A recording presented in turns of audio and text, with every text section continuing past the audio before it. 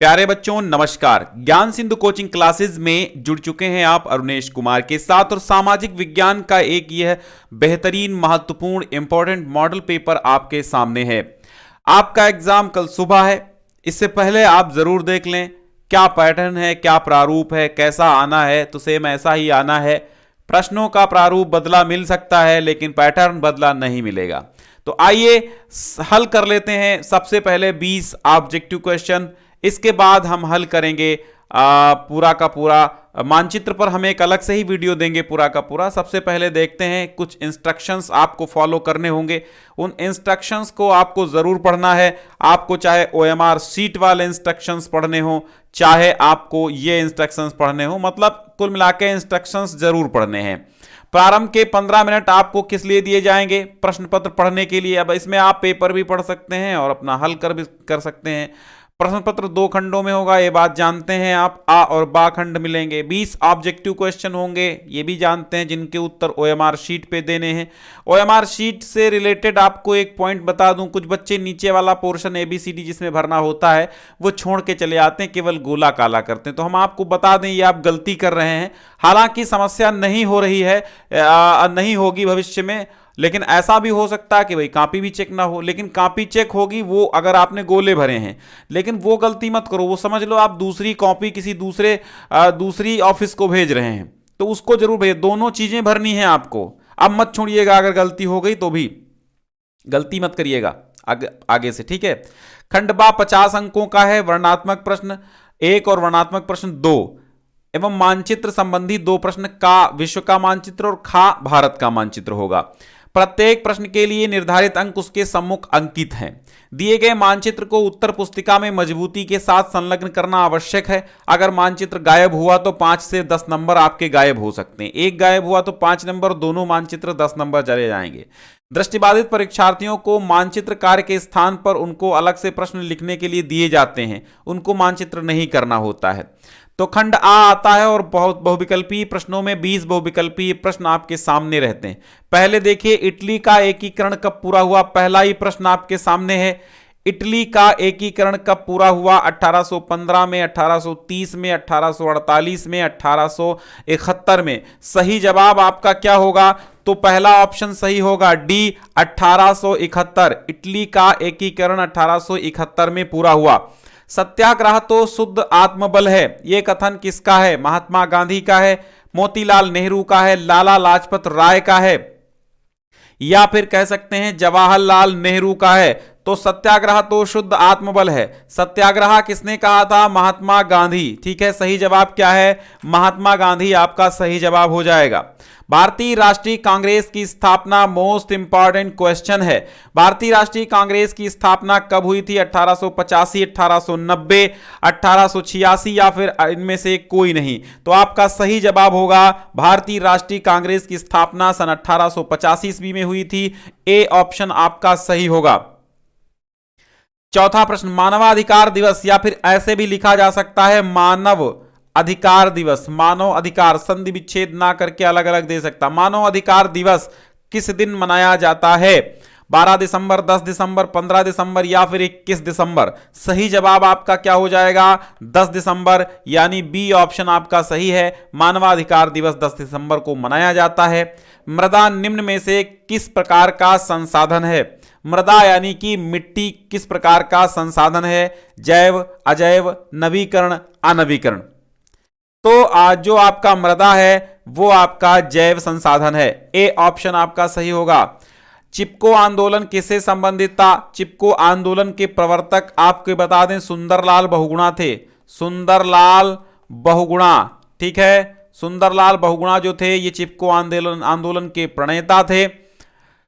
चिपको आंदोलन किससे संबंधित था? बाघ संरक्षण से, वन संरक्षण से, मृदा संरक्षण से या सभी से? तो आपका सही जवाब होगा बी ऑप्शन, वन संरक्षण से। ठीक है, निम्न में से कौन नर्मदा निर्मित नहीं बांध, हाँ नर्मदा नदी पर निर्मित बांध है? भाखड़ा नांगल बांध, सतलज बांध, सरदार सरोवर बांध या इनमें से कोई नहीं? तो सरदार सरोवर बांध नर्मदा नदी पर निर्मित बांध है। यहां पर यही कहा गया है निम्न में से ठीक है, निम्न में से कौन नर्मदा नदी पर, नर्मदा यहां पर आपका नदी लिख दिया जाएगा, नर्मदा नदी पर निर्मित बांध है? तो सरदार सरोवर बांध। निम्न में से कौन सी एक फसल रेशेदार है? और यह क्वेश्चन भी छाया हुआ क्वेश्चन है। चना, धान, जौ और जूट। तो यहां पर जो आपका जूट है ये एक रेशेदार फसल है, क्योंकि इसमें रेशे निकलते हैं जिनकी रस्सी बनाई जाती है। ठीक है, भारत की कितनी जनसंख्या कृषि कार्य में लगी हुई है? आधी, 1/3, 2/3 या 1/4? तो 2/3 आपका सही जवाब होगा। 2/3। 2/3 का मतलब क्या होता है, कितने प्रतिशत बना जाकर के? 2/3 कितने प्रतिशत बना? ठीक है, लगभग 66% बना। लगभग 66% जनता क्या है, कृषि कार्य में लगी हुई है। 2/3 आपका आंसर सी सही हो जाएगा। ठीक है, एंथ्रेसाइट का संबंध किस खनिज से है? एंथ्रेसाइट का संबंध किस खनिज से है? सोना, कोयला, बॉक्साइट या फिर तांबा? तो आपका बी ऑप्शन सही होगा, कोयला है। निम्न में से कौन सा ऊर्जा का परंपरागत स्रोत है? कोयला, सौर ऊर्जा, पवन ऊर्जा, ज्वारीय ऊर्जा? तो कोयला जो है वो ऊर्जा का परंपरागत स्रोत है। कोयला सदियों से चला आ रहा है। समझ गए आप? ए ऑप्शन सही होगा। पश्चिमी रेलवे का मुख्यालय कहां है? दिल्ली में है, कोलकाता में है, मुंबई में है या अमृतसर में है? पश्चिमी रेलवे का मुख्यालय कहां है? पश्चिमी रेलवे का मुख्यालय कहां है? बताइए फटाफट। पश्चिमी रेलवे का मुख्यालय कहां पर है? तो सही जवाब आपका हो जाएगा मुंबई। ठीक है, सी ऑप्शन सही है। बेल्जियम की सामुदायिक सरकार में निम्नलिखित में से किसके मध्य सत्ता में साझेदारी है? विभिन्न सामाजिक समूहों के मध्य, शासन के मध्य, केंद्र और राज्य सरकार के मध्य, राज्य सरकार और सामुदायिक सरकार के मध्य? यहां पर सही जवाब आपका क्या हो जाएगा? सही जवाब होगा डी, राज्य और सामुदायिक सरकार के मध्य। निम्नलिखित में से कौन सा संघीय राज्य नहीं है? कौन सा संघीय राज्य नहीं है? उत्तर प्रदेश, मध्य प्रदेश, दिल्ली और बिहार? तो दिल्ली एक संघीय राज्य नहीं है। सी ऑप्शन आपका सही होगा। काले दास्ताने और बंधी मुट्ठियां किसका प्रतीक हैं? ठीक है, विद्रोह की, शांति की, अश्वेत शक्ति की या फिर इनमें से किसी की नहीं? तो सी ऑप्शन सही होगा आपका, अश्वेत शक्ति। ठीक है, सी ऑप्शन सही होगा, अश्वेत शक्ति की प्रतीक हैं काले दास्ताने और बंधी मुट्ठियां।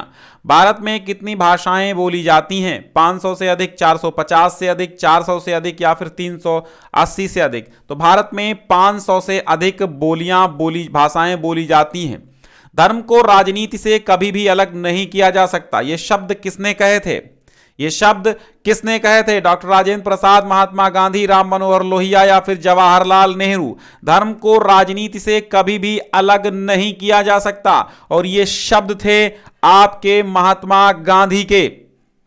भारत में पंचायती राज की स्थापना कब हुई थी? 1992 में, 90 में, 82 में या फिर 86 में? 1992 ईस्वी में आपके भारत में पंचायती राज की स्थापना हुई थी। 19वां प्रश्न देखिएगा, निम्नलिखित में से किस देश को छोड़कर हर जगह तानाशाही पर लोकतंत्र को प्राथमिकता दी जाती है? तो सही जवाब आपका हो जाएगा, क्या हो जाएगा? सही जवाब आपका हो जाएगा यहां पर बी ऑप्शन, पाकिस्तान। ठीक है, बी ऑप्शन आपका पाकिस्तान। इस देश को छोड़कर हर जगह तानाशाही पर लोकतंत्र को प्राथमिकता दी जाती है। लोकतंत्र जनता का, जनता द्वारा जनता के लिए शासन है, और यह कथन किसका है? जॉर्ज वाशिंगटन, अब्राहम लिंकन, अरस्तू और लॉर्ड ब्राइस?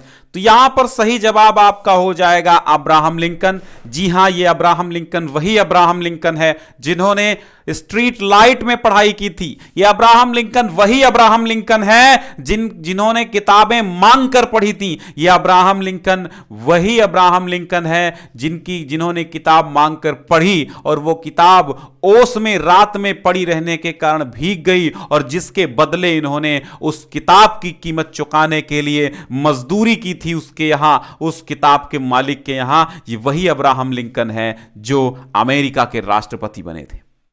अब आप समझिए, संघर्षों से एक मनुष्य कितना महान बन सकता है। मेहनत और ईमानदारी और परिश्रम से कितना आगे जा सकता है, यह उदाहरण आप अब्राहम लिंकन से ले सकते हैं। अगर आपके घर में खाने को दाने नहीं है फिर भी आप राष्ट्रपति बनने का सपना देख सकते हैं केवल हिंदुस्तान में। हिंदुस्तान नहीं बल्कि इस राजतंत्र जहां पर लोकतंत्र है वहां पर भी आप राष्ट्रपति बनने के सपने आपके घर में एक दाना नहीं फिर भी देख सकते हैं और आप बन सकते हैं। यह आप पर डिपेंड करता है कि आप कितना संघर्षरत रह सकते हैं, कितना कार्य कर सकते हैं उस क्षेत्र में। ठीक है, चलिए 20 ये ऑब्जेक्टिव हो गए और खंड बा में आएंगे तो आपको लघुत्तरीय 2 प्रकार के प्रश्न देखने को मिलने हैं। एक तो लघुत्तरी जो कि आपके 4 अंक में 4 प्रश्न करने होंगे और दूसरा प्रकार होगा दीर्घोत्तरी का।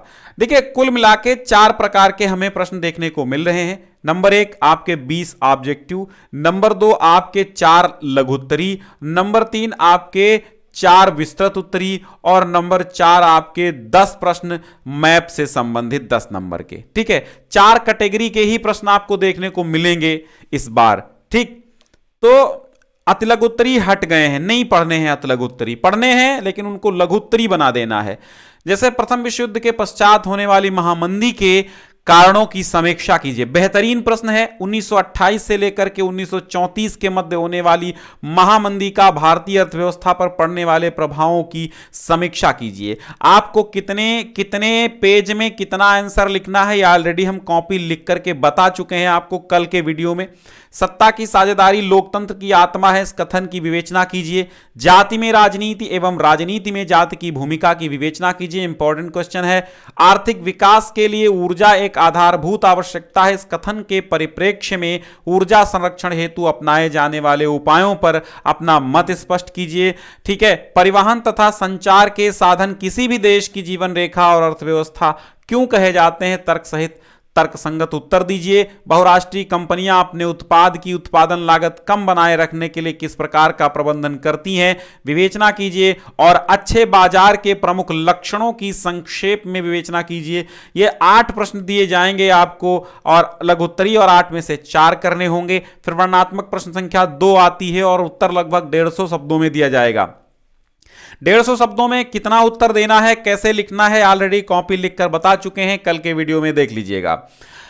4 प्रश्न मिलेंगे आपको विस्तृत उत्तरी 6 नंबर के, तो 24 हो जाएंगे और वहां पर 4 चौको 16 हो जाएंगे। 24 16 कितना होता है, 50 होता है। 24 16 50 होता है। 24 6 नहीं 24 हाँ 16 24 16 40 होता है। ठीक है, और 40 10 नंबर का आपका क्या हो जाएगा, मैप 50 हो जाएगा। 20 नंबर का ऑब्जेक्टिव 70 में 70 हो गया। ठीक है, तो अब आप यहां देखिए विस्तृत। महात्मा गांधी द्वारा जितने भी चलाए गए आंदोलन हैं, वो असहयोग हो, नमक सत्याग्रह हो, भारत छोड़ो आंदोलन हो, सविनय अवज्ञा आंदोलन हो, चाहे कोई भी आंदोलन हो, बारदौली सत्याग्रह हो, चाहे वो खेड़ा सत्याग्रह हो, चंपारण में महात्मा गांधी वाला हो, कोई भी हो, चौरी चौरा कांड हो, ये सारे जो हैं आपके कांड, सारे आंदोलन बहुत इंपॉर्टेंट है, यहां से प्रश्न बनने ही बनने हैं, इसलिए इनको पढ़ के जाना है। इसे उन्होंने क्यों स्थगित कर दिया ये लिखिए, अथवा ये नहीं पता है तो सत्याग्रह का क्या अर्थ है, सत्याग्रह पर महात्मा गांधी के विचार क्या थे ये बताइए। लोकतांत्रिक सुधार का क्या अर्थ है, इसके लिए उठाए जा सकने वाले किन्हीं 4 कदमों का उल्लेख कीजिए। तो ये 1 2 3 4 ऐसे 4 कदम या 4 हेडिंग्स डालनी होंगी। अवैध शासन का क्या अर्थ है, लोकतंत्र किस प्रकार उत्तरदायी, जिम्मेदार एवं वैध सरकार का गठन करता है। वैश्वीकरण का क्या अर्थ है, वैश्वीकरण का कृषि पर पड़ने वाले प्रभावों का वर्णन कीजिए। भारत में पाए जाने वाले मोटे अनाजों का उल्लेख करते हुए इन अनाजों की पैदावार के लिए उपयुक्त भौगोलिक परिस्थितियों का वर्णन कीजिए। देखिए भारत में जितने भी फसलें हैं, जैसे कि जूट को उगाने की भौगोलिक दशाएं क्या हैं, वातावरण क्या है, इस पर प्रश्न हमेशा बनते हैं। ठीक है, जैसे गन्ने के लिए क्या भौगोलिक दशाएं हैं, गन्ने की खेती करने के लिए आप मिट्टी कैसे तैयार करेंगे, किस प्रकार का वातावरण हो, कैसे क्षेत्र में होता है, ऐसे तमाम प्रश्न बनते रहते हैं। असंगठित क्षेत्र के श्रमिक सामाजिक भेदभाव के भी शिकार हैं, क्या आप इस कथन से सहमत हैं, कारण सहित उत्तर लिखो। और मानव विकास सूचकांक एक बहुत इंपॉर्टेंट क्वेश्चन है, बहुत इंपॉर्टेंट टॉपिक भी है, आप इसे याद कर लीजिएगा। तो अब मानचित्र में आता है वह स्थान जहां जलियांवाला बाग हत्याकांड हुआ था, ठीक है, अमृतसर में हुआ था। तो नमक गांधी जी ने कहां बनाया था, दांडी नामक स्थान पे। नील की खेती करने वाले किसानों ने आंदोलन किया, सूती मिल खेड़ा सत्याग्रह श्रमिकों ने आंदोलन किया 1920 का। देखो, राष्ट्रीय कांग्रेस का अधिवेशन आना ही आना है, ठीक है। और मैं इस वीडियो के पश्चात तुरंत में लेके आऊंगा मैप यानी मानचित्र संबंधी वीडियो, जरूर देखिएगा, ठीक है। बाकी दृष्टिबाधितों को यही प्रश्नों के उत्तर लिखने होंगे कॉपी में, और जो बच्चे हमारे देख सकते हैं उनको क्या करना होगा, मैप फिल करना होगा। बहुत बहुत शुक्रिया, मिलते हैं। इसको बहुत ज्यादा शेयर कर दो, ठीक है। चलिए, बहुत बहुत धन्यवाद।